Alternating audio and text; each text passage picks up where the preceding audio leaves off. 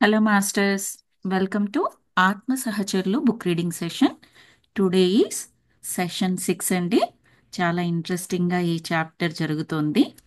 మనము last Friday రోజు ఈ ఫోర్త్ చాప్టర్ లియోనారాతో సంభాషణ అనే చాప్టర్ స్టార్ట్ చేసుకున్నాము. అందులో లియనారా అంటే ఎవరో తెలిసింది మనకి. ఒక్కసారి రీక్యాప్ చేసుకుందాము. వీళ్ళు ఫ్లైట్లో వచ్చి కూర్చోగానే ఫ్లైట్ స్టార్ట్ అయింది. ఫ్లైట్ వెనకాల ఒక ఆవిడ కూర్చొని ఉంది, లియనారా. ఆమె ఏమందంటే, మీరు ఇప్పటి వరకు గతంలో మిమ్మల్ని మీరు చూసుకున్నారు కదా, వాళ్లకు మీరేమవుతారో మీకు నేను అదవుతాను అని చెప్పింది. అంటే మా భవిష్యత్ స్వరూపానివా అంటే, కాదు, వర్తమానంలోనే ఇంకొక కాల పరిమితిలో ఉన్నాను. ఒక్కదాన్ని కాదు, మీ ఇద్దరి కలిపి నేను మీ ఇద్దరి యొక్క వర్తమాన కాలంలో ఇంకొక కాల పరిమితిలో నేను. అంటే అదేంటి, ఎన్ని కాలాలు ఉంటాయి అని చెప్పేసి వీళ్ళకు డౌట్ వస్తుంది కొంచెం. మన హీరో రిచర్డ్ గారికి మాత్రం కొద్దిగా అర్థమవుతుంది. వైఫ్కి లెస్లీకి మాత్రం మనలాగే అన్ని క్వశ్చన్స్ ఉంటాయి. ఆవిడ అలాగే అడుగుతూ పోతూ ఉంటుందన్నమాట. స్థలకాల పరిమితులు ఎలా ఉంటాయి, ఆ స్థలకాల పరిమితులకు సంబంధించి మనము ఏ విధమైన జ్ఞానం ఉంటుంది, అది లాస్ట్ వీక్ క్లాస్లో తెలుసుకున్నాము. లాస్ట్ ఫ్రైడే క్లాస్లో చక్కటి ఉదాహరణ కూడా చెప్పిందామె. ఏంటి అంటే, ఆ సముద్ర జలము అని చెప్పేసి మీరు ఏదైతే భావిస్తున్నారో, అడుగున యాక్చువల్గా ఆవిడే చెప్పడం కాదు, మన రిచర్డ్ గారే ఈజీగా పోల్చుకున్నారనమాట. ఆ ఎగ్జాంపుల్తో తనకు అర్థమైందేంటో లియోనార్కి చెప్పారు.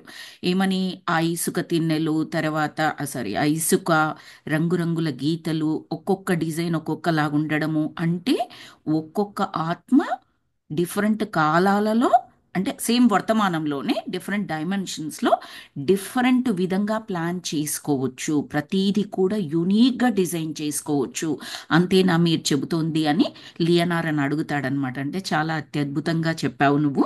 స్థలకాల పరిమితులకు లోబడిన జీవితాలకు సంబంధించిన ఉపమానాలు ఎంత అసంఖ్యాకంగా ఉంటాయంటే, నువ్వు అభ్యాసం చేయడానికి ఎన్ని రకాలుగా ఇష్టపడతావో అన్ని రకాలుగా. అంటే నువ్వు చూస్ చేసుకొని రెడీగా ఎక్స్పీరియన్స్ చేయడానికి నీ ఆత్మ కనుక సిద్ధంగా ఉంటే, నీ శక్తి సరిపోయినట్లయితే, ఏకకాలంలో, అంటే యాక్చువల్గా కాలం అనేదే లేదని చెప్పుకున్నాం లాస్ట్ ఫ్రైడే క్లాస్లో. సో ఒకేసారి డిఫరెంట్ డిఫరెంట్ ప్రాబబిలిటీస్లో మనము లైఫ్ని ఎక్స్పీరియన్స్ చేయొచ్చు అని చెప్తుంది అనమాట. అందుకు సంబంధించిన ఉదాహరణ దగ్గర మనం లాస్ట్ వీక్ స్టాప్ చేసుకున్నాము. ఇప్పుడు ఆ ఉదాహరణ ఏంటో చూద్దాం. మన లియనారా చెప్తున్నారు. ఉదాహరణ: ఒకవేళ నీకు ఫోటోగ్రఫీ మీద వ్యామోహం ఉంటే, నీవు తీసుకునే ఉపమానాలు ఇంకొక విధంగా ఉంటాయి. ఎలా? ఫోటోగ్రఫీ బేస్ మీదుగా ఉదాహరణలు చెప్తారు. ఒక కెమెరా ఏ విధంగా వివిధ దూరాలలోని వస్తువులను వివిధ స్థాయిలలో ఫోకస్ చేస్తోందో, అలాగే జీవితం పట్ల నీవు ఊహించే ఉపమానాలు ఉంటాయి. ఫోకస్ చేసినప్పుడు ఒక బిందువు మాత్రమే స్పష్టంగా కనిపించి మిగిలినవి అస్పష్టమవుతాయి. మనం ఒక జీవిత కాలాన్ని ఫోకస్ చేస్తే అంతా ఇక అదే అనుకుంటాము. అస్పష్టంగా మంచుతో కప్పబడినట్లుగా ఉండే మిగతా అవస్థల్ని మనం స్వప్నాలుగాను, మన అంతరాళంలోని వాంఛలుగాను భ్రమిస్తాము. నిజానికి అవన్నీ కూడా పూర్తిగా వాస్తవాలే. దేనిని ఫోకస్ చేయాలి అనేది కూడా పూర్తిగా మన ఎంపికే, మన ఎన్నికే అని చెప్పింది లియనారా. లాస్ట్ వీక్ ఆ స్థల కాల పరిమితికి సంబంధించిన ఎగ్జాంపుల్ అండి ఇది. ఏమంటుంది? నీకు విమానం ఇష్టము, అలా ట్రావెల్ చేయడం ఇష్టం కాబట్టి విమానము, సముద్ర జలము, ఇసుక, వాటరు అంటూ ఏదేదో నువ్వు ఎగ్జాంపుల్ చెప్పావు కదా. నువ్వు అందులో ఎక్స్పీరియన్స్ చేస్తున్నావు కాబట్టి ఆ ఎగ్జాంపుల్ తీసుకున్నావు. నేను ఇంకొక ఎగ్జాంపుల్ చెప్తాను. ఒక ఫోటోగ్రాఫర్ ఉన్నాడు. అతన్ని ఆయన భాషలో చెప్పాలి అంటే ఎలా చెప్తాడు? ఒక పిక్చర్ తీస్తున్నాడు. ఆ పిక్చర్ తీసేటప్పుడు తనకి ఏదైతే పిక్చర్ తీయాలనుకుంటున్నాడో దాని మీద ఫోకస్ పెడతాడు. ఇప్పుడు నన్ను పిక్చర్ తీయమన్నాను.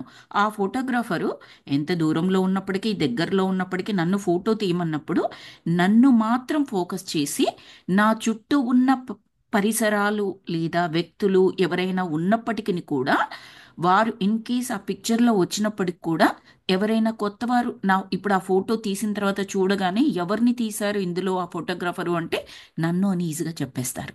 బికాస్ ఆ ఫోటోలో మెయిన్ ఫోకస్ అంతా నా మీద ఉంది కాబట్టి. అంటే దాన్ని మాత్రమే ఫోకస్ చేశారు. అంత మాత్రం చేత నా ఫోటోలో ఇంకొక వేరే వాళ్ళు వచ్చారు, వేరే పరిస్థితులు ఉన్నాయి, వారందరూ లేనట్లా, నేనొక్కదాన్నే ఉన్నట్లా? అలా కాదు. నన్ను ఫోకస్ చేశారు. అలాగే మనం ఏం చేస్తామట అంటే ఒక జీవితం ఏదైతే ఎక్స్పీరియన్స్ చేస్తూ వెళ్తూ ఉన్నామో దాన్ని మాత్రమే ఫోకస్ చేస్తూ స్వప్నాలు, కలలు ఉంటాయి. దాన్ని అసలు పట్టించుకోం మనం. లేదా అంటే అఫ్ కోర్స్ ధ్యానంలోకి వచ్చిన వాళ్ళు స్వప్నాలు వాటి ఇంపార్టెన్స్ అందరికీ తెలుసు. మామూలుగా అయితే స్వప్నాలు ఎప్పుడు పట్టించుకుంటూ ఉంటాము? ఎక్కువగా అత్యంత సంతోషమైనవి కానీ, అత్యంత బాధాకరమైనవి కానీ వచ్చినప్పుడు జనరల్‌గా గుర్తుండే ఛాన్స్ ఉంటది. గుర్తున్న తర్వాత దాన్ని మళ్ళీ రీక్యాప్ చేసుకుంటూ ఉంటాం. ఇలా కల వచ్చింది అని. అలా కాకుండా మనకు చాలా కలలు చాలా సార్లు వస్తూ ఉంటాయి. చాలా వరకు గుర్తుండకపోవచ్చు కూడా. మామూలుగా. ఎందుకు అంటే శక్తి సరిపోదండి. మెడిటేషన్‌లోకి వచ్చిన వాళ్ళకి, ఈ ఆత్మజ్ఞానము లేదా స్పిరిచువాలిటీలో ఉన్న వాళ్ళకి ఈ కలలు అవి బాగా గుర్తుంటాయి. ఎక్కువగా గుర్తుంటాయి. నార్మల్ పీపుల్ కన్నా. బికాస్ ఆ గుర్తుంచుకునే శక్తి మనకుంటుందన్నమాట. ధ్యానం చేసేవారికి. మిగతా వారికి ఉండదు. వారందరికి కూడా వస్తాయి. నాకు మెడిటేషన్‌లో రాకముందు వచ్చే కలలు అన్నీ ఏమి గుర్తుండేవి కాదు మాస్టర్స్ నాకు. కొన్నే గుర్తుండేవి. సో, మనందరికీ కూడా అది ఎక్స్‌పీరియన్స్. ఈవిడేమని చెప్తున్నారంటే అస్పష్టంగా మంచుతో కప్పబడినట్లుగా ఉండే మిగతా అవస్థలను అంటే స్థితులను అన్నట్టు అనుకోవాలి మనం ఇక్కడ. మన స్వప్నాలుగాను, అంతరాళంలోని వాంఛలుగాను భ్రమిస్తాము. కానీ అవన్నీ కూడా పూర్తిగా వాస్తవాలే. అవన్నీ కూడా ఎక్స్‌పీరియన్స్ చెయ్యవచ్చు మనం. దేనిని ఫోకస్ చెయ్యాలనేది మన ఇష్టం మీద ఆధారపడి ఉంటుంది అని చెప్పేసి చెప్తున్నారు. ఓహ్! అందుకేనా మాకు భౌతిక శాస్త్రం, అందున క్వాంటం మెకానిక్స్, కాలాతీత స్థితి అంటే అంత వ్యామోహం. ఇవేవి ఇప్పటికిప్పుడు సంభవ సాధ్యాలు కాదు. కానీ ఇదంతా సత్యమేనా? గత జన్మలు, భావి జన్మలు అంటూ ఏమీ లేవు. ఏదో ఒక దానిపై మన ఫోకస్‌ని కేంద్రీకరించడమేనా? కాలం దొర్లిపోతున్నట్టుగా మనం భావిస్తున్నామా? ఇవన్నీ క్వెషన్స్‌గా అడుగుతున్నారు. అసలు కాలాన్ని మనమే సృష్టించుకున్నామా? కాలంతో మమేకమై అదే జీవితమని భ్రమపడుతున్నామా? నేను అనుకునేది అంతా నిజం కాదా? అంటూ లియనారని మన హీరో రిచర్డ్ గారు ప్రశ్నించారు. ఎన్ని క్వెషన్స్ వచ్చాయి చూడండి. ఆవిడ చెప్పిన ఉదాహరణతో. మళ్ళీ ఒక్కసారి ఈ క్వెషన్స్ అన్ని చదువుతాను మాస్టర్స్. ఓహో! అందుకేనా మాకు భౌతిక శాస్త్రం, క్వాంటం మెకానిక్స్, కాలాతీత స్థితి అంటే అంత వ్యామోహం. ఈయన అంతకుముందు బుక్స్ చదువుకున్నారు కదా! కొన్ని books quantum mechanics related book కూడా చదివాను. మన బుక్ రాసే ముందర. సో, అందులో ఈయనకి ఎన్నో క్వెషన్స్ వచ్చాయి. ఎంతో అర్థమైంది. రాత్రిళ్ళు నిద్రలో కూడా కలవరించేవాడు. వాటికి సంబంధించినవి ఏదో ఏదో తనకి అస్పష్టంగా గోచరిస్తున్నట్లుగా ఉండేది. అప్పుడు అక్కడ ఆ స్వప్నావస్థలో నుంచి అక్కడ తీసుకున్న జ్ఞానము లేదా అక్కడ ఆయనకొచ్చింది ఈ బుక్‌లో ఆయన పొందుపరిచారనమాట. ఈ బుక్కుకు రాసే ముందర ఆయన చాలా అవస్థపడ్డారు. అవస్థపడ్డారు అంటే ఏంటి ఆయనకన్నీ ఇలా చిక్కులు చిక్కులుగా ఆలోచనలు ఉండేవన్నమాట. ఈ బుక్ రాస్తూ ఉన్నప్పుడు ఆయనకు మెల్లమెల్లగా ఒక్కొక్క దానికి క్లారిటీ వచ్చింది. సో, అందుకేనా అంత వ్యామోహం. ఇవేవి ఇప్పటికిప్పుడు సంభవ సాధ్యాలు కాదు. ఇదంతా సత్యమేనా అంటే క్వాంటం మెకానిక్స్ అనేది కాలాతీత స్థితి అని నేను ఒకప్పుడు ఏదైతే నాకు అస్పష్టంగా గోచరమైందో అదంతా నిజమేనా? గత జన్మలు, భావి జన్మలు లేవు అంటే ఇక్కడ మాస్టర్స్ ఎలా తీసుకోవాలంటే స్థల కాల పరిమితులకు సంబంధించి చెబుతున్నారు కాబట్టి ఆ ఆస్పెక్ట్‌లో తీసుకోవాలి మనం ఇక్కడ. లిటరల్‌గా గతము లేదు, భవిష్యత్తు లేదు. అలా అలా భవిష్యత్ జన్మలు లేవు. మళ్ళీ కర్మ సిద్ధాంతం వరకెళ్ళడం అలా ఆ పాయింట్ ఆఫ్ వ్యూలో కాదిక్కడ. ఇక్కడ ఏంటి అంటే మన రమణ మహర్షి చెబుతున్నట్టుగా ప్రస్తుత, వర్తమాన ఆ కాలం ఏదైతే ఉందో అదే కాలం. ముందు, వెనక ఏమీ లేదు. అని చెప్పేసి మనం ఫ్రైడే క్లాస్‌లో కూడా మాట్లాడుకున్నాం కదా! ఆ స్థితి గురించి చెప్పడం ఇక్కడ. దేనిపై ఫోకస్‌ని కే ఏదో ఒక దానిపై మన ఫోకస్‌ని కేంద్రీకరించడమేనా? కాలం దొర్లిపోతున్నట్టుగా మనం భావిస్తున్నామా? నిజానికి అలాంటిదేమీ లేదా? కాలాన్ని మనమే సృష్టించుకున్నామా? కాలంతో మమేకమై అదే జీవితమని భ్రమపడుతున్నామా? ఏదైతే మనం అపోహల్లో ఉన్నామో ఆ క్వెషన్స్ అన్నీ ఆయన కనిపించినవన్నీ అడుగుతూ ఉన్నారు. అప్పుడు ఆవిడ లియోనారా ఏం చెప్పారంటే, దాదాపుగా నీవు చెప్పేది అంతా నిజమే. మనకిది థియరిటికల్‌గా అర్థం చేసుకోవడానికే చాలా కష్టంగా ఉంది. ఒక్కొక్క వాక్యం చదువుతున్నప్పుడు మళ్ళీ బోలెడన్ని క్వెషన్స్ వస్తున్నాయి మనకి. ఆయన ఎంత ఎహెడ్ ఉన్నారు రిచర్డ్ గారు చూడండి. దాదాపుగా నువ్వు చెప్పింది నిజమే అని చెప్తోంది లియోనారా. అలా అయితే మనం తిరిగి కార్మెల్ పట్టణానికి వెళ్ళి మనం అర్ధాంతరంగా వదిలేసి వచ్చిన మన యువ రిచర్డ్, లెస్లీ ముందు ప్రత్యక్షమవుదాం. వారు కలిసి ఉన్నారో లేదో చూద్దాం. మనం పోగొట్టుకున్న విలువైన కాలాన్ని వారు తిరిగి సద్వినియోగం చేసుకున్నారో లేదో చూద్దాం పదండి అని అన్నది భార్య లెస్లీ. ఈవిడకి కూడా కాస్త అర్థమైంది. అర్థమై ఇమ్మీడియట్గా, ఓ అలాగైనట్లయితే మళ్ళీ వెళ్దాం పదండి చూద్దాం. వాళ్ళిద్దరు ఎలా ఉన్నారు? కలిసి ఉన్నారా? మనం చెప్పింది వాళ్ళకి అర్థమైందా? అది అది చూద్దాం పదండి అని చెప్పేసి అన్నది. అంటే అక్కడ ఏమి జరిగిందో అదంతా ఇంతకు ముందే మీకు తెలుసు అని చెప్పింది మా పరలోక మార్గదర్శకురాలు. ఇంకొక లోకంలో నుంచి సేమ్ కాలము, కానీ ఇంకొక డైమెన్షన్ అని చెప్పింది కదా లేనారా. ఆవిడకి ఏం పేరు పెట్టింది మన లెస్లీ అంటే పరలోక మార్గదర్శకురాలు. లేదు, మాకు తెలియదు, మేము అక్కడి నుంచి అర్ధాంతరంగా వచ్చేసాము అని చెప్పాను. లియనారా నవ్వుతూ, వారికి కూడా అవకాశాలను ఎన్నుకునే స్వేచ్ఛ ఉన్నది. వారి భవిష్యత్తు బాధ్యతల నుండి భయపడి పారిపోవచ్చు, లేదా మరొక విస్తృతిలో వారు ప్రేమికులుగా కాక మంచి స్నేహితులుగానే మిగిలిపోవచ్చు, లేదా స్నేహితులుగా కాక ప్రేమికులుగా మిగిలిపోవచ్చు, లేదా వివాహమాడి విడాకులు తీసుకునవచ్చు, లేదా ఒకరినొకరు ఆత్మ సహచరులుగా గుర్తించి వివాహమాడి శాశ్వత ప్రేమికులు అవ్వవచ్చు అని చెప్పింది లియనారా. సో మీరెళ్ళి చూస్తాను అంటున్నారు కదా! తెలియదు అని అనుకుంటున్నారు. అర్ధాంతరంగా వదిలేసాను అనుకుంటున్నారు కదా! లేదు, మీకన్నీ తెలుసు. మరి లియోనార్డ్‌కి ఎందుకు ఇవన్నీ అర్థమవుతున్నాయి? మన లెస్లీకి చాలా ఎక్కువ అర్థం కావట్లేదు. రిచర్డ్‌కి పర్వాలేదు, కొంచెం అర్థమవుతున్నాయి. ఎందుకంటే అగైన్ శక్తి స్థాయి. సో ఈవిడ వాళ్ళెన్ని రకాలుగా ఉండవచ్చునో చెప్తున్నారు లియోనారా.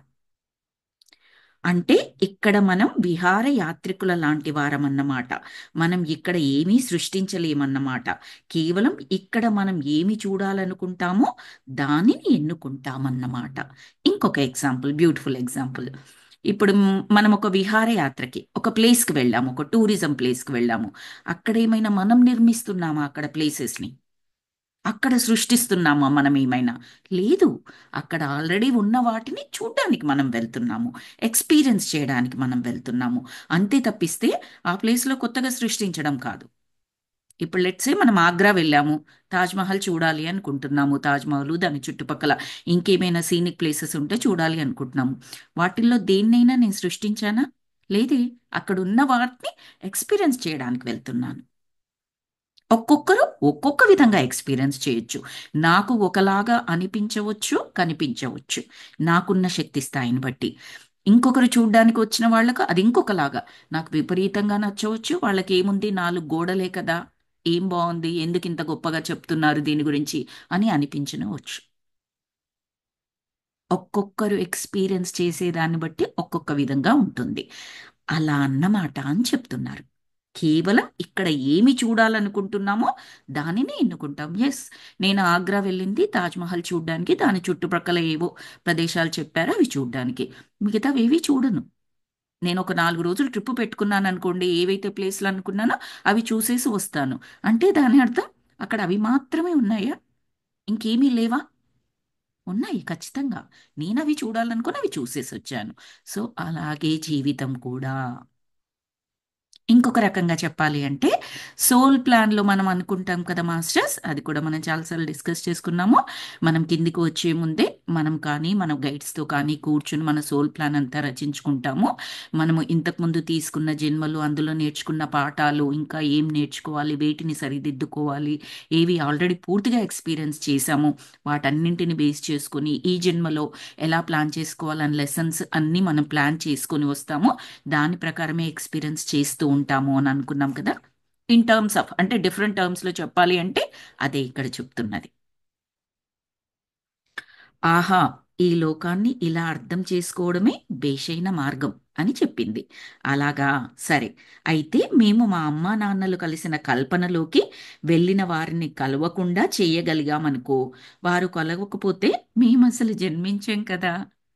ఈవిడేమంటుందంటే లెస్లీ, సరే, మా అమ్మ నాన్నలు వాళ్ళు కలవడం ద్వారా మేము పుట్టాము. సో వాళ్ళు అసలు కలవకపోతే మేము పుట్టాం కదా అని చెప్పేసి అడుగుతుందనమాట. అని ఎవరన్నారు? జన్మించం కదా. రిచర్డ్ అన్నట్లున్నారు ఇది. నెక్స్ట్ వాక్యంలో ఏమంటున్నారంటే, లేదు రిచర్డ్, అలా చేయడం వల్ల మన పుట్టుక ఆగిపోదు. మనం జన్మించడం అన్నది ఆ కల్పనలో ఒక భాగమే కదా. అంటే వారిరువురు కలిశారనే కదా అర్థం.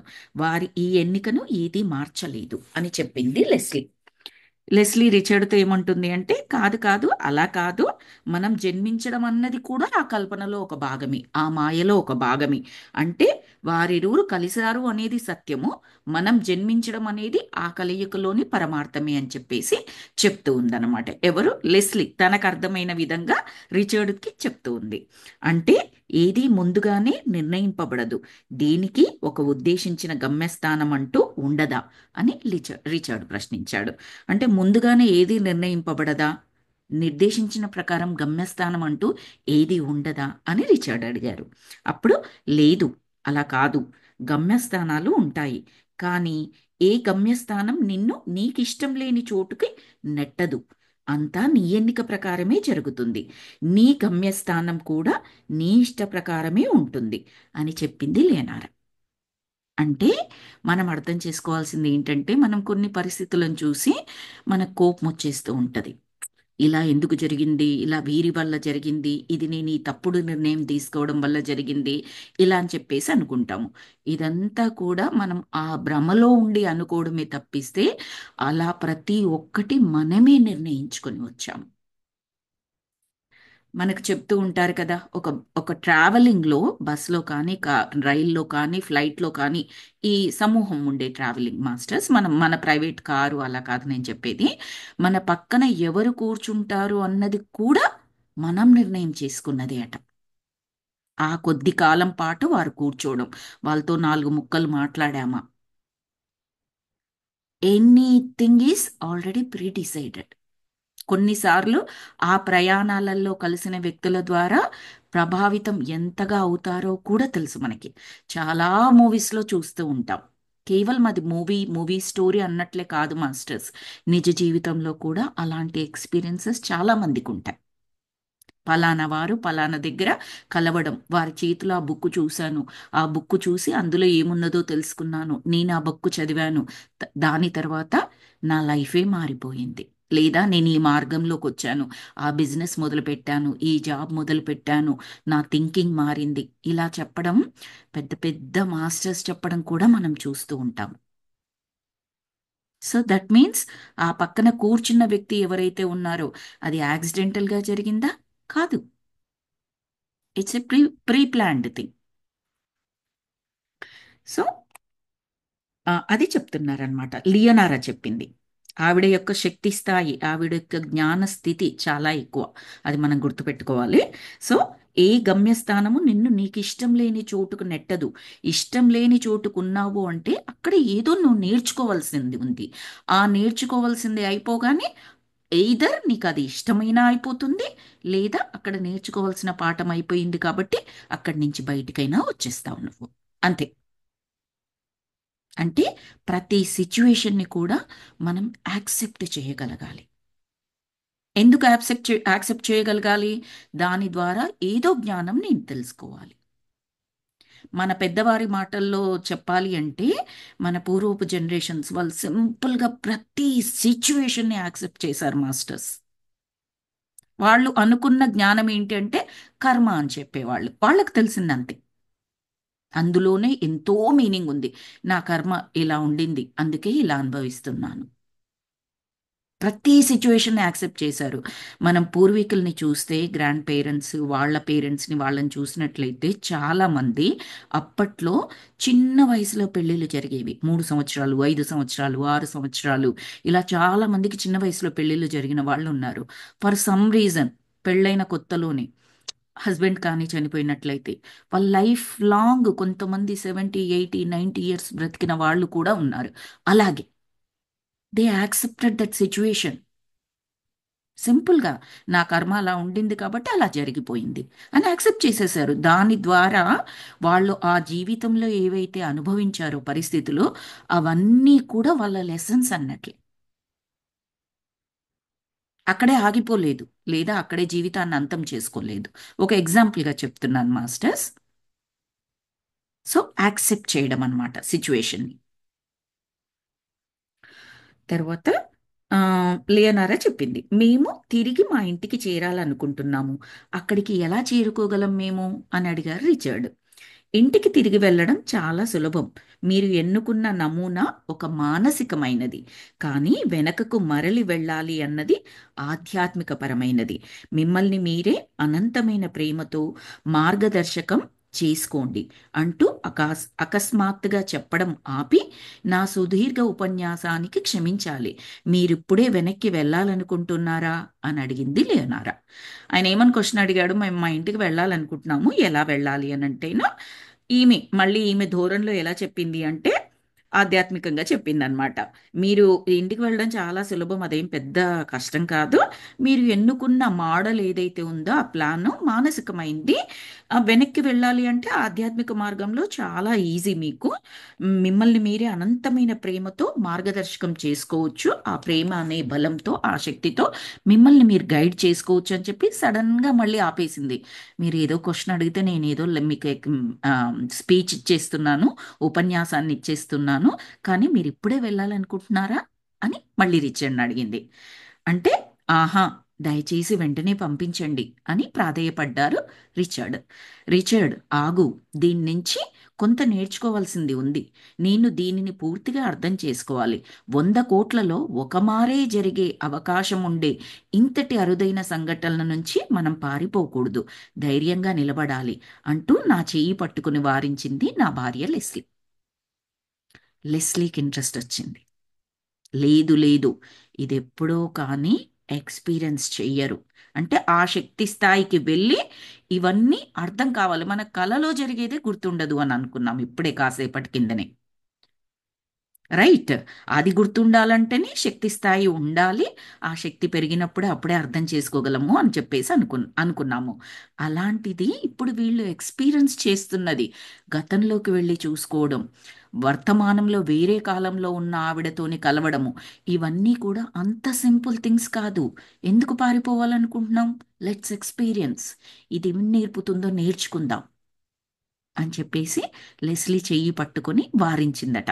మేము ఇక్కడే ఉంటే ఇంకో కాలానికి సంబంధించిన వాస్తవంలో మాకేదైనా హాని కలుగుతుందా? మేమిలా ఆత్మరూపంలో ఉన్నప్పటికీ మాకేదైనా ప్రమాదం కలుగుతుందా అని లియోనారాని ప్రశ్నించాను. నువ్వు చెప్తున్నావు కదా, ఏకకాలంలో డిఫరెంట్ డిఫరెంట్ ఎక్స్పీరియన్సెస్ సోల్ తీసుకుంటూ ఉంటుంది. బట్ నాకు క్వశ్చన్ ఉంది, ఇక్కడే మేము ఇలాగే ఉన్నట్లయితే వేరే డైమెన్షన్లో మాకేమైనా హాని జరుగుతుందా, ఇబ్బంది కలుగుతుందా, ప్రమాదంలో పడతామా అని లియనారాన్ ప్రశ్నించింది. మీకేది సంభవించాలని మీరు అనుకుంటారో అదే జరుగుతుంది అని లియనారా చెప్పింది. మీరేదనుకుంటే అదే జరుగుతుంది. మనం కూడా ఏది అయితే మనం పదే పదే కావాలని కోరుకుంటామో, పదే పదే ఆలోచిస్తామో, దానికే ఎనర్జీ ఇస్తూ ఉంటామో, యూనివర్స్ అదే మేనిఫెస్ట్ చేస్తూ ఉంటుంది. మనకు కూడా తెలుసా ప్రిన్సిపల్.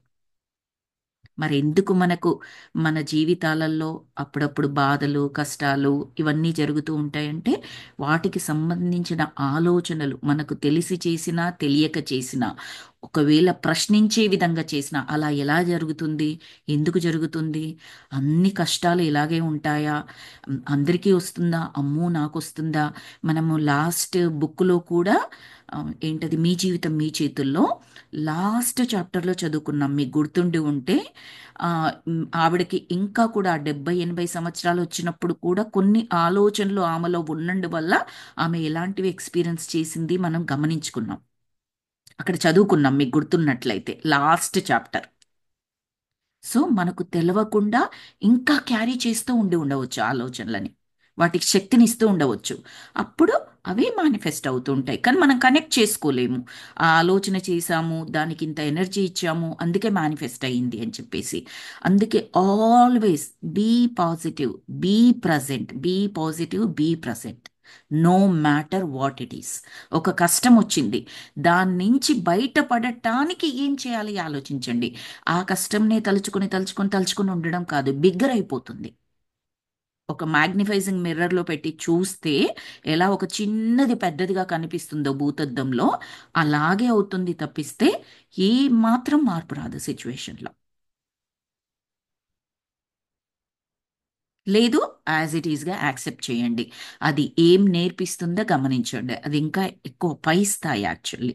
ప్రతి సిచ్యువేషన్ని మన గుండా ట్రావెల్ చేయనివ్వాలి అని చెప్తారనమాట. అది మన గుండా అంటే మనని ఏమీ ఎఫెక్ట్ చెయ్యదు.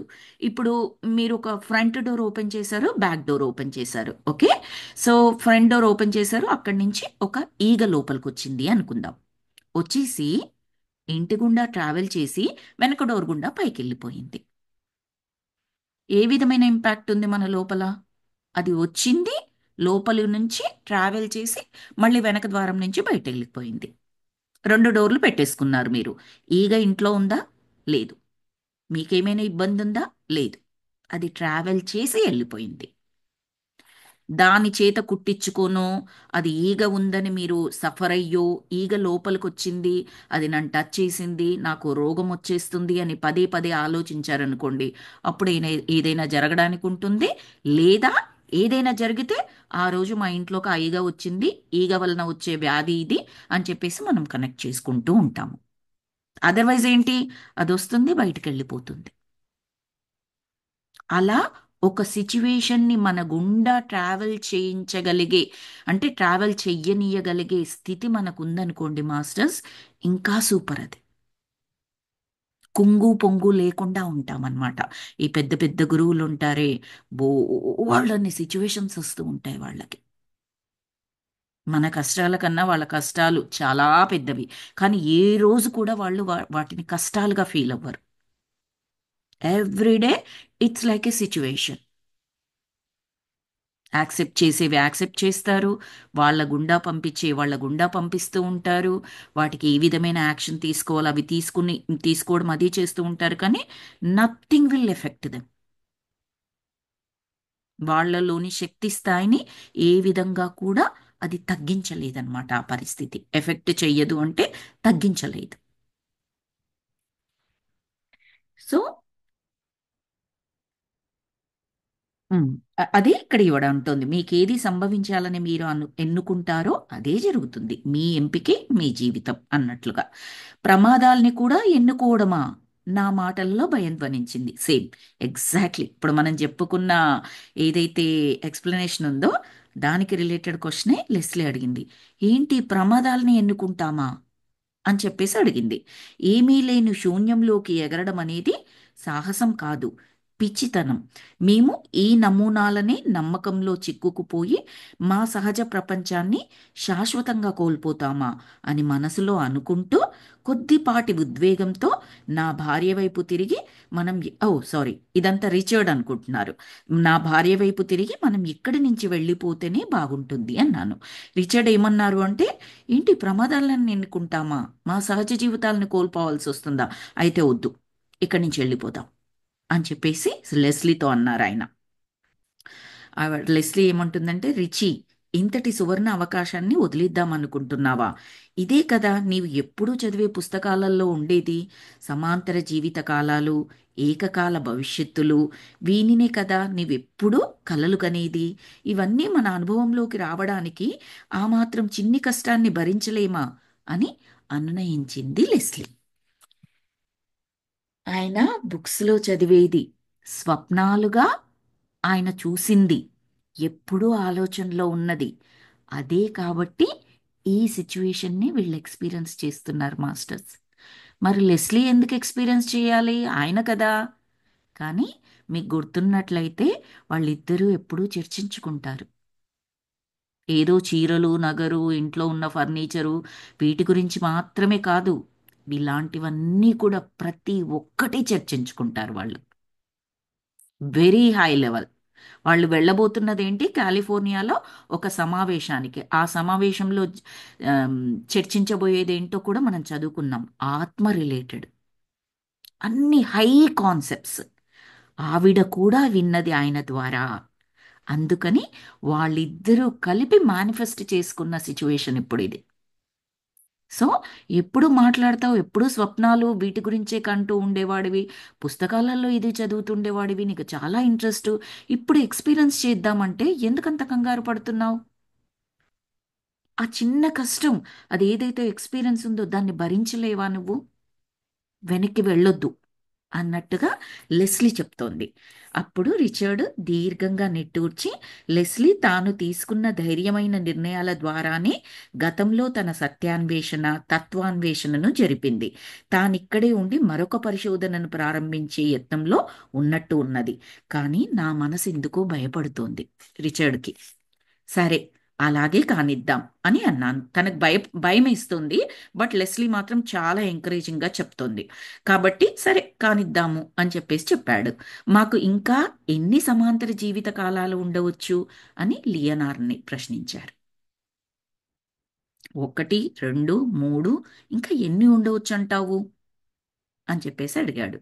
దానికి ఆమె నవ్వి, క్రింద ఉన్న నమూనా కల్పనల్ని కిటికీ ద్వారా చూస్తూ నీవెన్నింటికి ఊహించగలవు, ఇక్కడ లెక్క పెట్టడం అనేది ఉండదు అని అన్నది. ఎగ్జాక్ట్లీ ఇదే చెప్తుంది అనుకున్నాను నేను. క్రింద ఉన్న నమూనాలంటే ఏంటవి? గుర్తొచ్చిందా? సముద్ర జలపు అడుగుల్లో ఆ ఇసుకలో గీతలు గీసి ఉన్నాయి కదా, అవెన్ని నమూనాలు ఉన్నాయి లెక్క పెడతావా? అవి ఎన్ని ఉన్నాయో అన్నీ ఉంటాయి. లెక్క పెట్టడం సాధ్యమా అని చెప్పేసి మళ్ళీ రిచర్డ్నే అడుగుతుంది ఆవిడ. ఇంతకుముందే చెప్పింది ఆమె ఆ నమూనాల గురించి. ఫ్రైడే క్లాస్లో మనం చెప్పుకున్నాము. ఆ నమూనాలు ఏంటంటే అన్ని సమాంతర కాలాలు, అన్ని ప్రాబబిలిటీస్ ఆఫ్ లైఫ్స్ ఉండవచ్చు అన్నమాట. సో అప్పుడు లెస్లీ ఏమంటుందంటే, అంటే ఈ నమూనా కల్పన అంతా మాకు సంబంధించినదేనా? మేము చూడగలిగినంత దూరం, ఎగరగలిగినంత మేర ఈ కల్పనలన్నీ మాకు సంబంధించినవేనా? ఆశ్చర్యంతో ప్రశ్నించింది లెస్లీ. అవును అంటూ తల ఊపింది లియనారా. ఎందుకట? ఇక్కడ మనం ఒక పాయింట్ డిస్కస్ చేసుకోవాలి. లెట్సే అక్కడ మీరు నేను ఉన్నాము. ఓకే, లెట్సే నేనున్నాను అక్కడ. నేనుండి కింద సముద్ర జలంలో ఆ వాటర్లో కింద నాకు గీతలు కనపడుతున్నాయి అనుకుందాం. నాకు కనిపించే గీతలు అక్కడ రెచర్డ్ అండ్ లెస్లీ కనిపించే గీతలు ఒక్క మాదిరిగా ఉండకపోవచ్చు. సేమ్ నెంబర్ ఉండకపోవచ్చు. వాళ్ళకు ఒక సంఖ్య ఉంటే నాకు ఇంకొక సంఖ్య ఉండవచ్చు. వాళ్ళ డిజైన్స్ ఒకలాగా ఉంటే నా డిజైన్స్ ఇంకొకలాగా ఉండవచ్చు. Unique designs. అంటే ప్రతి ఒక్కరు ఎన్ని సంభావ్యతల్ని ఊహిస్తారో అన్నీ వాళ్ళకుంటాయి. ప్రతి ఒక్కరి డిజైన్ యునీక్ అన్నమాట. మీరు ఊహించిన గీతలే అవన్నీ మీకు కనిపిస్తున్నాయి. కాబట్టి అవన్నీ మీ సమాంతర జీవితాలే అని చెప్తోంది లియనారా. మేమింకా మొదలు పెట్టలేదు, కానీ ఇదంతా నమ్మశక్యంగా లేదు. మరి మిగిలిన వారి సంగతేమిటి? ఒక ప్రపంచంలో ఎన్ని జీవితాలుంటాయి అని ప్రశ్నించాను లియోనారాని. ఆమె నా వైపు చిత్రంగా అర్థం కానట్లు చూసి, ఈ ప్రపంచంలో మరెన్ని జీవితాలు ఉంటాయనుకుంటున్నావు రిచర్డ్? ఒక్కటే అని చెప్పింది. సరే, మేము ఇన్ని డిజైన్స్ అనుకుంటున్నాం, ఇన్ని జీవిత కాలాలు ఉన్నాయి మాకు అని చెప్తున్నావు. మరి ప్రపంచంలో కొన్ని కోట్ల కోట్ల మంది ఉన్నారు కదా, మరి వారి సంగతి ఏంటి? అంటే ఒక్క ప్రపంచంలో అన్ని కోట్ల మంది ఉంటే ఎన్ని సమాంతర జీవితాలు ఉంటాయి ఒక్కొక్కరికి అని చెప్పేసి అడిగాడు. అంటే ఈవిడ చిత్రంగా అర్థం కానట్లుగా చూసి, ఎన్ని ఉంటాయి అనుకుంటున్నావు? మళ్ళీ అదే క్వశ్చన్ ఆయనకు రిపీట్ చేసి, ఒక్కటే అని చెప్పేసి ఆపేసింది అక్కడే. ఈ చాప్టర్ అక్కడితో కంప్లీట్ చేసింది. సరే, మన రిచర్డ్ గారు ఈ 4th చాప్టర్ ఒక్కటే అని చెప్పి కంప్లీట్ చేశాడనమాట. నేను ఇంకా ముందుకు చదువుతాను మాస్టర్, సో దట్ మనకు కొద్దిగా అర్థమవుతుంది. 5th చాప్టర్లోకి వెళ్తున్నాం మనం ఇప్పుడు. లెస్లీ గత జీవిత జ్ఞాపకాలు. విమానాలలో సుదూర ప్రయాణం చేసేటప్పుడు మార్గాన్ని సూచించే మ్యాప్ని పైలట్ తప్పనిసరిగా ఉపయోగిస్తాడు. కానీ ఈ వింత ప్రపంచంలో మేమెవరికీ కనిపించము, ఏ దిక్సూచి పనిచేయదు, మా చేతిలో ఎటువంటి మ్యాపు లేదు అని చెప్పేసి అనుకుంటున్నారు. నా మనస్సులోని ఆలోచనలను చదివినట్లు వెంటనే లియోనారా ఏమని చెప్పింది? రిచర్డ్ ఇలా మనసులో అనుకున్నాడు. అనుకోగానే లియోనార్డో శక్తి స్థాయి చాలా ఎక్కువ కదండి. వెంటనే ఆమె రీడ్ చేసింది ఆలోచనలని. ఏమంటుందంటే ఇక్కడ అంతర్ప్రజ్ఞ మనకు మార్గదర్శి. నీ ఇన్నర్ గైడెన్సే నీకు మార్గదర్శి. నీకు ఏ మ్యాపు అక్కర్లేదు. ఇది పని చేయాలి, అది పని చేయాలి, ఈ దిక్సూచి ఉండాలి, ఈ ఎలా వెళ్ళగలను, అదంతా ఏం వర్రీ అవ్వకు నువ్వు. ఈ అంతర్ప్రజ్ఞ, ఇన్నర్ గైడెన్స్, ఇన్నర్ విజ్డమ్, అదే నీకు మార్గదర్శి. నీలోని ఒక స్థాయికి ఇక్కడ నీవు ఏమి తెలుసుకోగోరుతున్నావో తెలుసు. ఆ స్థాయిని అన్వేషించి నీవెక్కడికి వెళ్ళాలో మార్గదర్శకం చెయ్యమని నమ్మకంతో అర్థించు. సింపుల్గా ఏం చెప్పింది అంటే నీ ఇన్నర్ గైడెన్స్ని రిక్వెస్ట్ చేసుకో. ఇన్నర్ని గైడెన్స్ ఇవ్వమని రిక్వెస్ట్ చేసుకో. ఎక్కడికి వెళ్ళాలి, ఏం చెయ్యాలి, క్లారిటీతో దానికి చెప్పు. నువ్వు చేయగలవు. నీకు ఏ దిక్సూచి అవసరం లేదు, ఏ మ్యాపు అవసరం లేదు. మీకు పరమహంస యోగానంద గారి బుక్లో మనం కపుల్ ఆఫ్ టైమ్స్ చదువుకున్నది ఒకటి గుర్తున్నట్లయితే, వాళ్ళ గురువు గారు అక్కడ ఉంటారు, ఇక్కడ ఉంటారు అని చదువుకున్నాం కదా. ఎలా ఉన్నారు ఆయన? అక్కడ ఇక్కడ ఏ ప్లేస్లో అనుకున్నారో ఆ ప్లేస్లో యోగానంద గారి ముందర ప్రత్యక్షం అవ్వాలి అనుకున్నారు, ప్రత్యక్షమైపోయారు. ఎలా సాధ్యమైంది? Inner guidance. తన ఇన్నర్కి చెప్పారు, నేను ఇప్పుడు ఇక్కడ ఉంటున్నాను, అక్కడికి వెళ్ళి యోగానందకు కూడా నేను ప్రత్యక్ష దర్శనం ఇచ్చేసి ఆయనకి ఏం చెప్పాలో నేను చెప్పాలి అని చెప్పేసి క్లారిటీగా చెప్పేశారు. ఇమ్మీడియట్గా అక్కడ ప్రత్యక్షమయ్యారు. అలాగే ఇంకో ఎగ్జాంపుల్ మనకు రీసెంట్గా అదేంటది, మ్, ఇదేంటండి, రీసెంట్గా జరిగింది చూడండి. ఆ, చాలా ఏళ్లకు ఒకసారి జరిగేవి.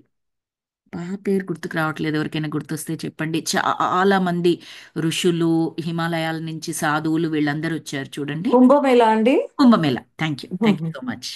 థ్యాంక్ యూ అండి. ఆ కుంభమేళాకి కొన్ని లక్షలలో కోట్లల్లోనో సాధువులు వచ్చారు. ఎక్కడెక్కడి నుంచి వచ్చారో కూడా తెలియదు.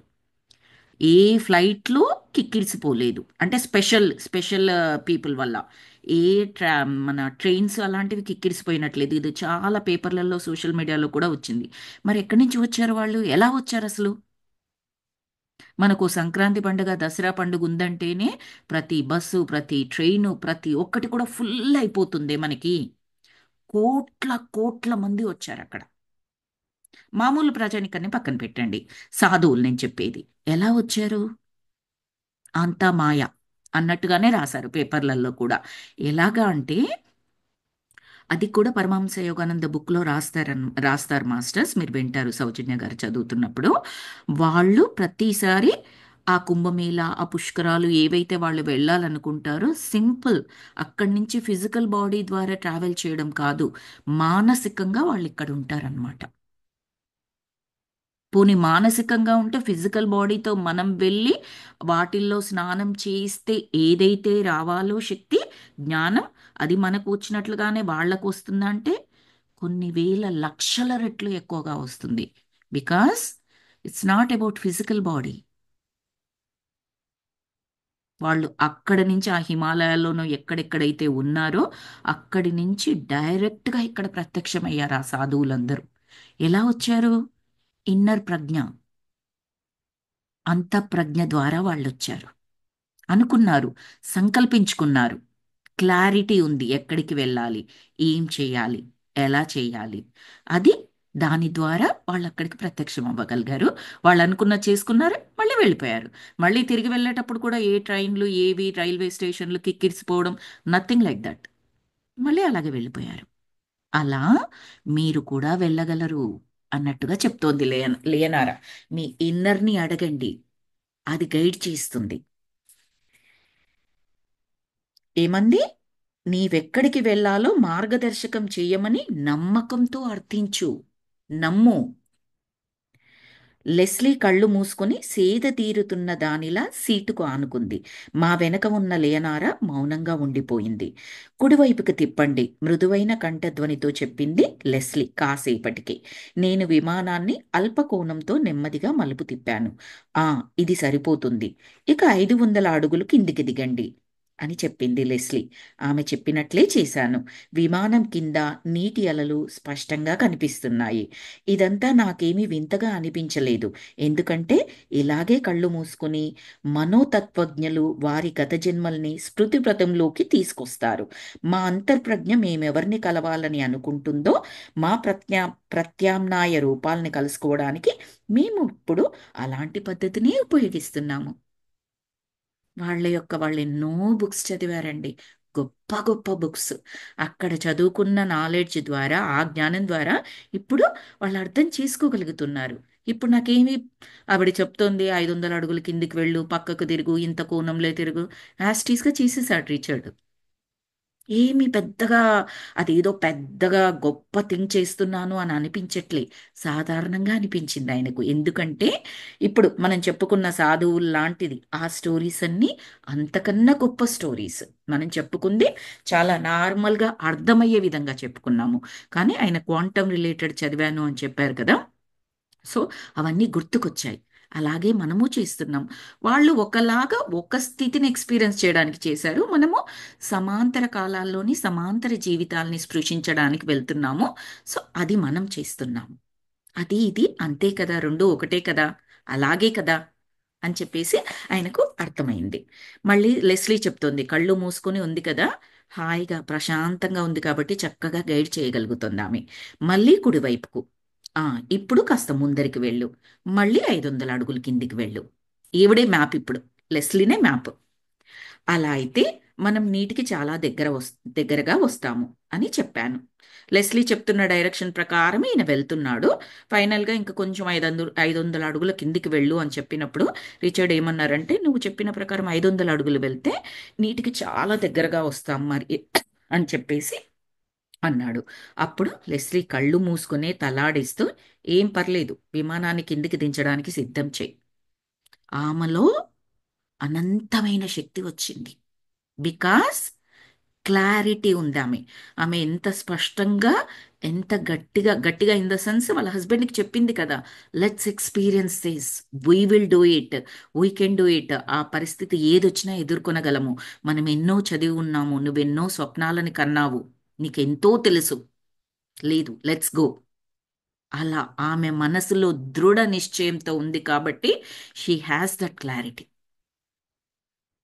ఒక మ్యాప్ చెప్పిన విధంగా చెబుతూ నీటికి దగ్గరగా వెళ్తాము అని ఆయన చెప్పినప్పుడు ఏం పర్వాలేదు వెళ్ళిపో, నిశ్చయంగా చెప్పిందనమాట.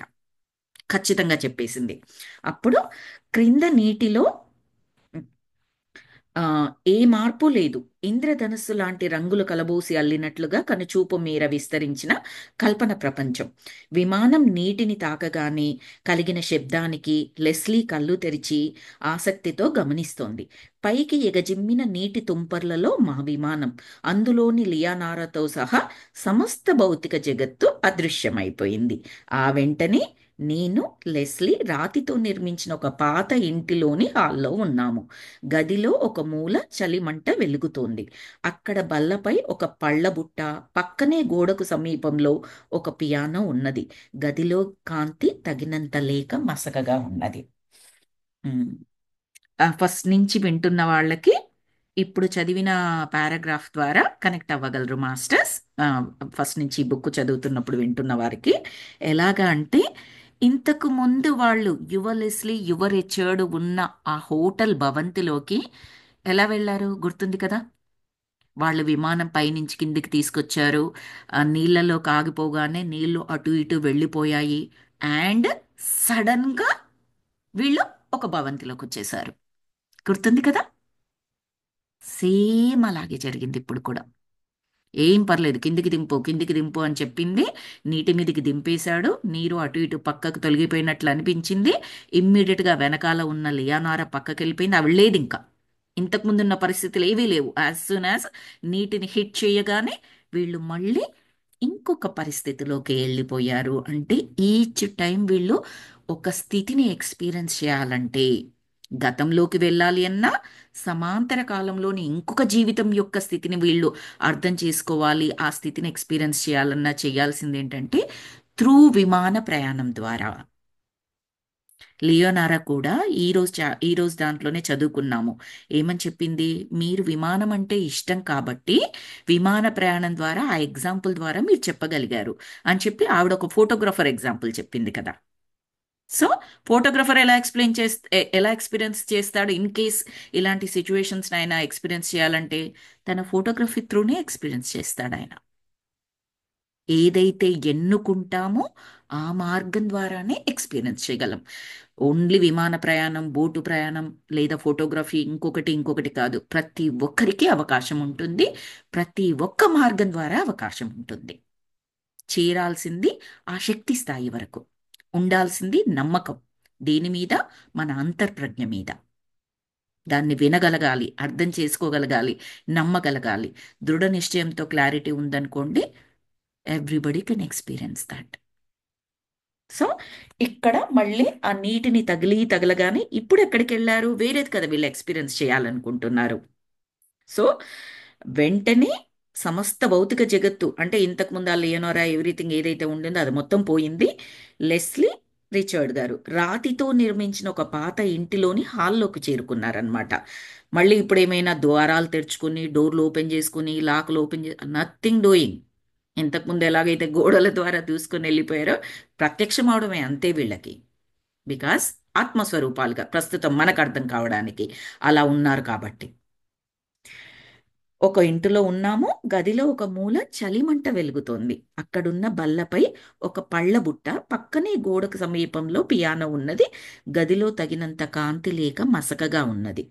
పియానో ముందు ఒక పాత కుర్చీపై సన్నగా ఒక యువతి, ఒక ఆమె కూర్చుని ఉన్నది. ఆమె కురులు బాగా పొడవుగా ఉన్నాయి. నడుముకు ఎర్రటి రిబ్బన్తో ముడివేసుకుని ఉన్నది. ఆమె కళ్ళు మూసుకుని పరవశంతో పియానో వాయిస్తూ ఉండగా మనోహరమైన సంగీతం ఆ గదంతా వ్యాపిస్తోంది. లెస్లీ ఆశ్చర్యంతో ఆగిపోయి, రిచర్డ్, ఇది మన పాత ఇల్లు. ఆ అమ్మాయిని నేనే అన్నది ఉద్విగ్నంగా. నేను కళ్ళప్పగించి చూసా. నా భార్య తన బాల్యంలో వారి కుటుంబం చాలా పేదరికాన్ని అనుభవించిందని చెప్పేది. ఆ అమ్మాయిని చూస్తే చెప్పేది. ఆ, మనం ఇక్కడ ఏం అర్థం చేసుకోవాలి మాస్టర్స్? మన లెస్లీ యొక్క గత జీవితం గురించి వాళ్ళ భర్తతో డిస్కస్ చేసింది. అంటే ఆయనలో కూడా వాటికి సంబంధించిన జ్ఞాపకాలు, ఆలోచనలు, ఆలోచనలకు ఎనర్జీ ఇవ్వడం అదంతా చేశారు కాబట్టి కలిసి భార్యతో ఎక్స్పీరియన్స్ చేయగలుగుతున్నారు. ఆయన స్మృతి పదంలో ఈవిడ గతానికి సంబంధించినవి లేవనుకోండి, ఓన్లీ లెస్లీ మాత్రమే ఎక్స్పీరియన్స్ చేయగలదు. ఈయన ఎక్స్పీరియన్స్ చేయలేడు. ఆయనకు కూడా ఉన్నాయి. కాకపోతే ఈమె ట్యాప్ చేయాల్సి వస్తుంది. నీకు గుర్తుందా నేను చెప్పాను కదా, అలా అలా అనగానే ఆయనకు గుర్తొచ్చేస్తుంది అనమాట. ఫస్ట్ ఈవిడకి అర్థమైంది చూడగానే, ఇది మా పాత ఇల్లు, నేను చిన్నగా ఉన్నప్పుడు ఉన్న ఇల్లు ఇదంతా అని చెప్పేసి. ఆమె చెప్పగానే రిచర్డ్ గుర్తొచ్చేసింది. అవును కదా, పేదరికంలో ఉన్నాము అని చెప్పావు కదా నువ్వు. గుర్తొచ్చేసింది ఈయనకి. ఆ అమ్మాయిని చూస్తే పస్తులతో బాగా చిక్కిపోయినట్లు ఉంది. అదే చెప్పారు కదా సన్నగా. అందుకే కాబోలు లెస్లీ తన గతాన్ని గుర్తు చేసుకోవడానికి అస్సలు ఇష్టపడదు. నాకే అంత దయనీయమైన గతం కనుక ఉంటే నేను అసలు దానిని స్మృతి పదంలో కూడా ఉంచుకునేవాడిని కాదు. కనీసం గుర్తు కూడా పెట్టుకునేవాడిని కాదు అంటున్నాడు. ఇప్పుడు ఆ బాలిక మమ్మల్ని గమనించట్లేదు. తానేదో స్వర్గంలో ఉన్నట్లుగా మైమరిచిపోయి సంగీత సాధన చేస్తుంది. హాలుకు పక్కన ఉన్న వంటగది తలుపుకు ఆనుకుని మరో స్త్రీ కనబడింది. ఆమె చేతిలో ఏదో కవరు పట్టుకుని ప్రశాంతంగా సంగీతాన్ని వింటోంది. ఆమె కూడా ఈ పిల్లలాగే చిక్కిశల్యమై ఉన్న మొహం మాత్రం చాలా కళగా ఉంది. లెస్లీ ఆమెని చూసి అమ్మా అని గట్టిగా పిలిచింది. కానీ ఆ స్త్రీ మా వైపు చూడనూ లేదు, సమాధానం ఇవ్వనూ లేదు. సంగీతం ఆగేదాకా అలాగే వేచి ఉన్నది. కాసేపు ఆగి ఆమె ఆ బాలికని సమీపించి ఆమె వీపును తడుతూ, నీ సంగీతం చాలా బాగుందమ్మా, నిన్ను చూసి నేను గర్వపడుతున్నాను. కానీ ఇందులో మనకు ఎటువంటి భవిష్యత్తు లేదు అని అన్నది. అమ్మా, దయచేసి అలా అనొద్దు అని చెప్పింది. నీవు వాస్తవాన్ని గ్రహించాలి బేబీ. బేబీ. ఈ రోజుల్లో పియానో విద్వాంసులకు నయా పైస విలువ లేదు.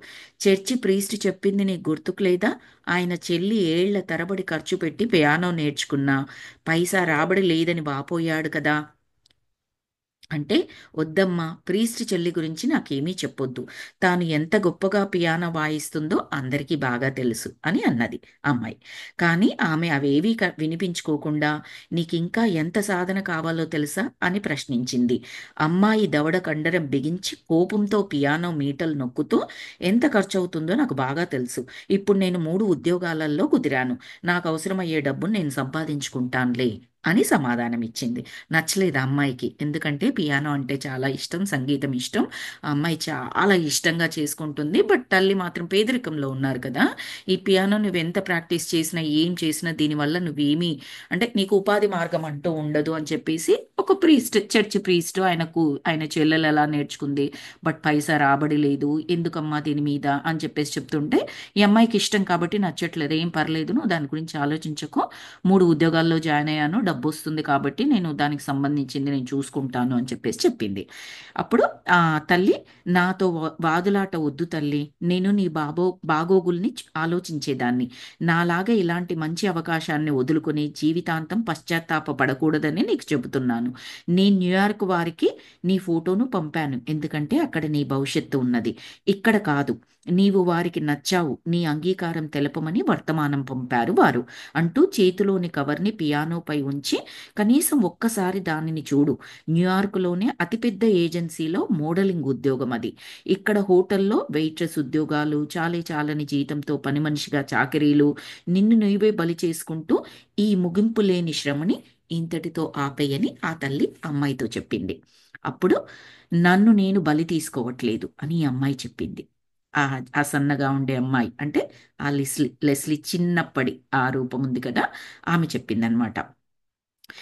ఇక ఒక్కసారి నిన్ను నువ్వు చూసుకో, ఎంతగా చిక్కిపోయావో. నిన్ను హాస్టల్లో ఉంచి చదివించే స్తోమత నాకు లేదు. రోజు ఫిలడెల్ఫియా వెళ్ళి రావాలంటే ఎంత శ్రమ. నీ వయస్సు ఎంత, 17 ఏండ్లకే ఎంత అలసిపోయావో చూడు. ఎందుకు నేను చెప్పేది నీకు అర్థం కావట్లేదు, అర్థం చేసుకోవట్లేదు అని తల్లి మందలించింది. కానీ ఆ అమ్మాయి బదులివ్వక మౌనంగా ఉండిపోయింది. ప్రతి అమ్మాయి గొప్ప మోడల్ కావాలనుకుంటుంది, కానీ నీవేమో దానిని తృణీకరిస్తున్నావు. నా మాట విను తల్లి. 1-2 సంవత్సరాలు నీకెంత కాలం ఇష్టమైతే అంతకాలం పనిచేసి సరిపడా డబ్బు సంపాదించి ఆ తర్వాత నీకు ఆసక్తి ఇంకా ఉన్నట్లయితే అప్పుడు సంగీతాన్ని నేర్చుకుందువులే అని చెప్పింది తల్లి. తల్లి అలా చెప్పి కూతురి తలపై ప్రేమగా తన చెయ్యి వేస్తూ చెప్పిందనమాట. ఆ అమ్మాయి కవర్ని అందుకొని అందులో ఏముందో కూడా చూడకుండా తన తల్లికి ఇచ్చివేస్తూ, నేను న్యూయార్క్ వెళ్ళను, నాకు మోడల్ కావాలని లేదు, నేను పడేది సాధించుకోవడానికి ఎంత కఠిన ప్రయాసకైనా నేను ఓర్చుకోగలుగుతాను అని చెప్పింది ఆ అమ్మాయి. ఓపిక నశించిపోయిన ఆమె తల్లి ఉత్తరాన్ని నలిపి విసిరి కొడుతూ, నీకు ఈ పియానో తప్ప అసలు మరేమీ పట్టదా, ఎందుకు అర్థం చేసుకోవు అని ఆమెకు చిరాకు అనిపించింది. ఆ కూతురుపై కాస్త అరిచిందనమాట. అవును, నాకేమీ అక్కర్లేదు అంటూ ఆ అమ్మాయి తిరిగి సంగీత సాధనలో మునిగిపోయింది. ఆ అమ్మాయి తల్లి ఓ క్షణం తీక్షణంగా చూసి విసుగ్గా ఉత్తరం తీసుకుని వెనక్కి వాకిలి ద్వారా బయటికి వెళ్ళిపోయింది. వెంటనే లెస్లీ నా చేయి విడిచిపెట్టి సంగీత సాధన చేస్తున్న ఆ అమ్మాయి పక్కగా నిలబడింది. కానీ ఆ అమ్మాయి ఇదేమీ గమనించక తన్మయత్వంలో మునిగిపోయింది. మన రిచర్డ్, లెస్లీ ఇదంతా చూస్తున్నారు. అక్కడ గతంలో యువ జంటను చూసారే, యువ రిచర్డ్, యువ లెస్లీని, ఎగ్జాక్ట్లీ అలాగే ఇప్పుడు లెస్లీ ఎక్కడికి వెళ్ళింది జ్ఞాపకాలలో అంటే ఈ జ్ఞాపకానికి వచ్చారు వాళ్ళు. దీన్ని ఎక్స్పీరియన్స్ చేస్తున్నారు ఇప్పుడు వాళ్ళు ప్రస్తుతం. ఏంటి అంటే అమ్మాయికి పియానో ఇష్టం ఉంది. తల్లి ఎంత చెప్పినా వినకుండా నీకు అంటే తల్లికి కూతురు ఇష్టమే, పియానో వాయించడం ఎవ్రీథింగ్ ఇష్టమే. కానీ పూర్ పీపుల్ వాళ్ళు ఏమీ చేయలేరు. సంపాదన అనేది మస్ట్, తినడానికి ఉండాలి కాబట్టి. తినడానికి కూడా లేక బక్క చిక్కిపోయారు కాబట్టి వదిలేయమ్మా అని చెప్పేసి ఎంతో ప్రాధేయపడింది. న్యూయార్క్లో మోడలింగ్ ఆపర్చునిటీ ఉంది, చాలా డబ్బులు వస్తాయి. ఆ డబ్బులు సంపాదించుకున్న తర్వాత కావాలంటే మళ్ళీ బ్యాంకులో కాస్త డబ్బు ఉన్నట్లయితే నీకు నచ్చింది నువ్వు చేసుకోవచ్చు మళ్ళీ అని చెప్పినా కూడా ఈ అమ్మాయి అస్సలు వినదు.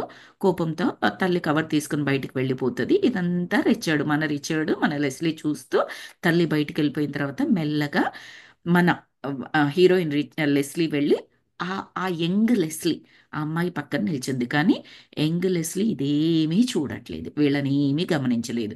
తన్మయత్వంతో తదేకంగా సంగీత సాధన చేస్తుందన్నమాట పియానో పైన. కాసేపటికి ఆ అమ్మాయి తన పక్కనున్న లెస్లీ వైపు చూసింది. తెల్లని మేలిమి ఛాయతో నీలి కళ్ళతో తన తల్లి పోలికతో ఉన్న లెస్లీని చూడగానే నోట మాట రాక అవాక్కైపోయింది ఆ యంగ్ లెస్లీ. ఇప్పుడు కనిపించారు వీళ్ళు.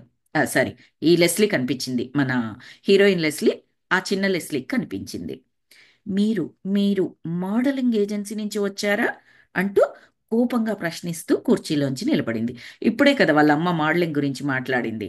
సో ఆ, ఈ ఈ బిగ్ అడల్ట్ లెస్లీని, మన హీరోయిన్ లెస్లీని చూడగానే ఏంటి మోడలింగ్ నుంచి వచ్చావా నువ్వు అని చెప్పేసి అడిగింది. అంటే లేదు అని చెప్పింది మన లెస్లీ. అమ్మయ్యా, థ్యాంక్స్ అంటూ నిట్టూర్చుతూ అంతలోనే ఆశ్చర్యంతో నోరు వెళ్ళపెట్టి ఇప్పుడు గమనించింది ఆమె. ఏంటంటే ఇంతకుముందు కూడా గమనించింది, బట్ చాలా కోపంగా ఉంది కదా, ఆ మోడలింగ్ చేయమని వాళ్ళ అమ్మ చెప్పెళ్ళింది కాబట్టి ఫస్ట్ ఆ క్వశ్చన్ వేసింది. ఏంటి మోడలింగ్ ఏజెన్సీ నుంచి వచ్చారా అని చెప్పేసి. ఆ తర్వాత ఆమె లేదు అన్న తర్వాత అమ్మయ్య అనుకుని కాస్త స్థిమితపడి అప్పుడు అంటోంది, ఏంటి మీరు అచ్చం నాలానే ఉన్నారు, మీరు నేను ఒకటే కదా అని చెప్పేసి అప్పుడు అడిగింది. అంటే దానికి నా భార్య అవునంటూ తలాడించింది. కానీ మీరు నాకన్నా వయసులో చాలా పెద్దగా ఉన్నారే అని మళ్ళీ అడిగింది ఆశ్చర్యంతో. అప్పుడు ఆ అమ్మాయి తన పేదరికాన్ని, తాను కలలు కనే సంగీత ప్రపంచాన్ని మరచి ఒక్కసారి మౌనంగా నా భార్య వైపు తొంగి చూసింది. ఇప్పుడు క్లియర్గా చూస్తుంది. అంటే కాస్త తెలుసుకోవాలి అన్న ఆసక్తితో ఈ పెద్ద లెస్లిని చూస్తుందన్నమాట. అంతవరకు వేసిన అడ్డుకట్ట తెగిపోగా జలజలా కన్నీరు కారుతూ ఉండగా ముఖాన్ని చేతులతో దాచుకుంటూ కుర్చీలో కూలబడుతూ దయచేసి నన్ను రక్షించండి అంటూ దీనంగా ఏడ్చింది ఆ అమ్మాయి. ఇక్కడ స్టాప్ చేశారు మాస్టర్స్. ఫిఫ్త్ చాప్టర్ కూడా అయిపోయింది. సో ఇప్పటివరకు ఇంకా అమ్మాయి రిచర్డ్ని చూసినట్టుగా మనకి ఎక్కడా చెప్పలేదు మాస్టర్స్, అది గుర్తుపెట్టుకోవాలి మనం. ఓన్లీ అడల్ట్ లెస్లీని చూసింది, ఆ పెద్దగా ఉన్న లెస్లీని చూసింది, ఒకేలాగా ఉన్నాము అని గుర్తుపట్టింది. తర్వాత తన మనసులోని బాధంతా బయటికి వచ్చేసింది. ఆ అమ్మాయికి పిచ్చి పిచ్చిగా ఏడుస్తుంది ఈ లెస్లీని చూసి, పెద్దగా ఉన్న లెస్లీని చూసి ఏడుస్తూ నన్ను రక్షించండి అని కూడా అడిగిందనమాట. అక్కడ స్టాప్ చేశారు. మళ్ళీ నెక్స్ట్ క్లాస్ మనకు వెన్స్డే ఉంటుంది మాస్టర్స్. ఆ రోజు సిక్స్త్ చాప్టర్లోకి వెళ్దాము. Thank you so very much. Let me stop the recording.